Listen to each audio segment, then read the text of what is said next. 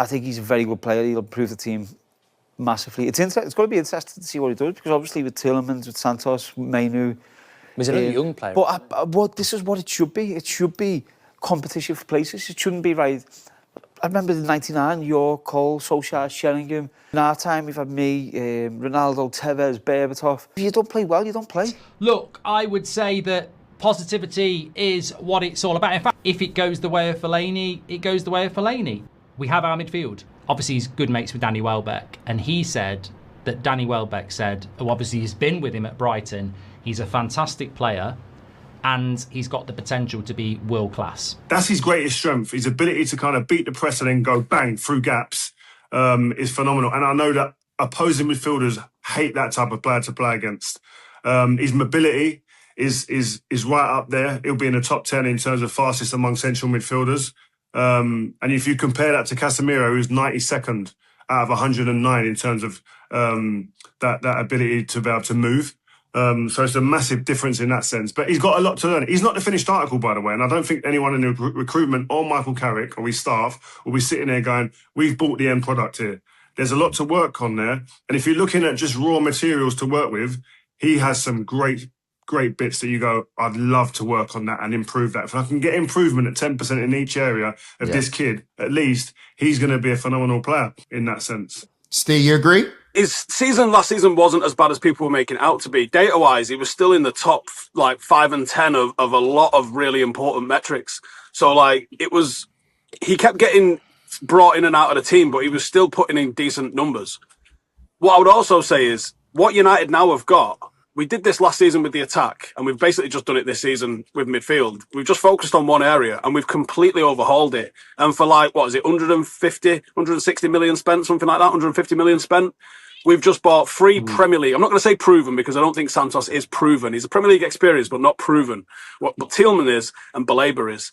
So we've just spent 150 mil. We've got 3 midfielders. Add that to the midfielders that we've already got. We've got now good depth, but also mad tactical flexibility. I don't think Baleba changes the Saturday result against Hull. Last summer for 100 million, and now you go in and you get him for around, I imagine if 65 mil was rejected, it's probably around 70 mil that they've taken. I think it's a great deal. Complements our other midfielders really well as well. And now we've got depth. If you watch United last season, whenever we took Casemiro or Maino off the pitch, the drop-off in levels in our midfield was massive. So now you could start with, let's say, Baleba and Maino. What's your best midfield? And now you've got Andre Santos and what's your starting midfield? Give me an opposition and a long FA Cup final against Man City. Baleba and Kobe Maino. It depends on form as well, though. After season, you ask me who's the best midfield choices we have at the moment. Because of pre-season, it is Andre Santos and Tielemans. They're going to be ahead of everybody else. Behind you, they're not going to get out. Gives you a chance. Baleba, his biggest thing for me is being able to transfer the ball from the back line in our back area through to the 8s and the 10s. Yeah. Either driving with it or turning it and getting it and playing. Yeah, that's what we don't have. That's what we're losing. No, you've nailed that. Because when I think about and this is probably why I was trying to ask him what I was asking him, is when I look at our midfield, I do see it pressing high. And then I wonder why we're getting absolutely walloped on the transition. And you're right, we've kind of got to the right answer with the wrong question, if you know what I mean? Yeah, definitely. But you're right, it's that third centre half almost has to be the 6, which I know is not what you're saying, but for everyone else's understanding, you be the 6 in there, and that's where that extra player comes from. Just takes it back to that understanding of a 4-3-3. You go in there, you do that, you stop that middle run. Just stop the transition. Now I'm excited. Joe, I'm excited now. Now we're fixed. No, don't do that. All summer it's been wigging me out. I'm seeing things and I'm not understanding. Just text me. Biggest job he ever has in his life. Oh, will be. Right? He probably wanted to get Baleba in early, but sometimes Brighton not even so much Brighton, but just clubs, maybe they're waiting to see who they can get in replacements. And when it comes to kind of recruitment, Brighton are very, very methodical in what they do. Very much. Right? Which is also surprising to me, because they would have probably knew this was coming 12 months ago. Yep. So you just thought that as soon as the window opened, here we go, done. Well, maybe they have got someone lined up. But usually Brighton get their job done really quickly. But yeah, for Baleba, I don't understand it either. And it doesn't really do Michael Carrick any favours, because we're a couple of days away. 12:30 kickoff against Hull. You want to get him in early so he plays. You get to work with him pre-season. You can see where his best position is. Even combinations. Is he going to work well with Bruno or Mainu or Tielemans? Do you know what I mean? You want to see all these things. Now it's almost like close your eyes, throw him in, and hope for the best. But even if we signed him now, if I broke the news now, he wouldn't start the weekend.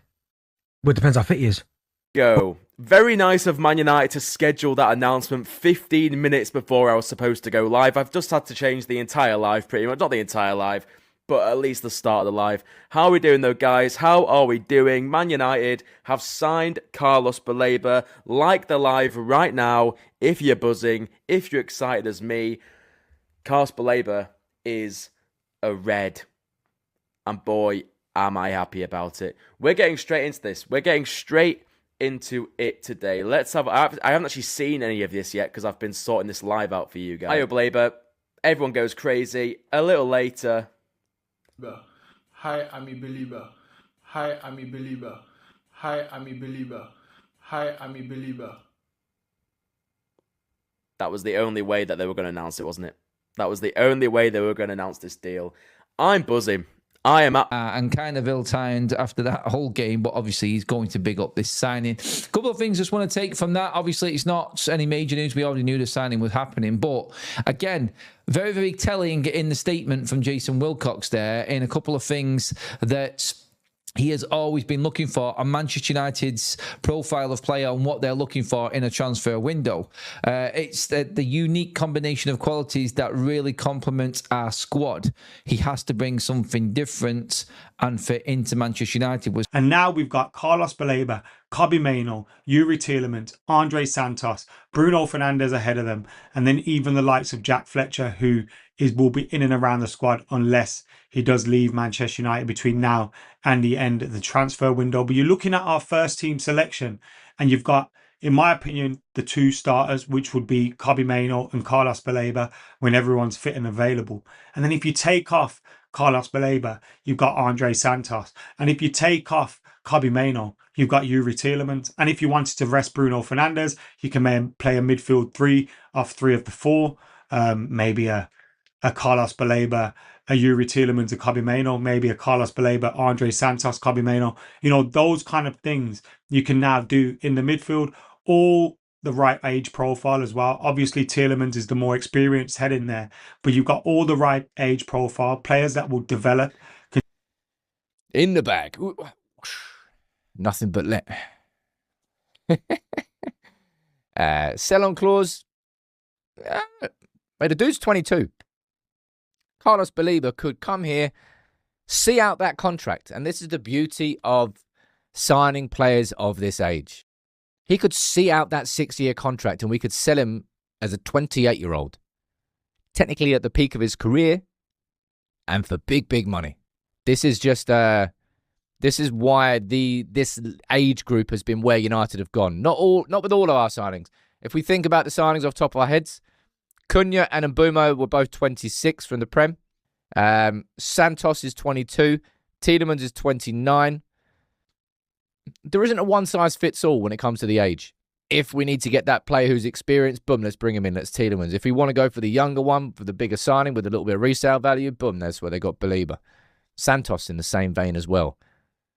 Man, this is a very, very, very good signing as far as I'm concerned. It could be anyone in it, you feel me? It could be someone else. But then when you see Manchester United, because it said Manchester United closing in, I was like, yo, what we got here now? What have we got here now? And it is a bomber, David Ornstein, exclusive, by the way. Fair play. I think for me, when you've had a year of not being playing football, the price should go down. I'm sorry. And really and truly, this should be around the price. When you look at the midfield market right now, Baleba should cost you around about 60 million. I've said it from day one. This idea that Man United were going to spend 100 million on a Carlos Baleba last summer was crazy. But because of how desperate we were like, you know what? Just bring him in. Bring him in. We need midfield depth. We need to sort out the 2 6s in a sense of Ruben Amorim's system. He then had a season where he didn't play football and the manager didn't really use him. So therefore, the valuation always was going to drop, no matter what. Do with that what you want to do. Clip it. Clip it. I'm in a title charge until I'm not in a title charge. Yeah? I said it. Don't care. 10 toes down. Compression sock on. That's what I'm on right now. Can't stop me. What do you want me to be? Oh, poor United. Oh man, I'm moved by the Tigers. 3 points off top.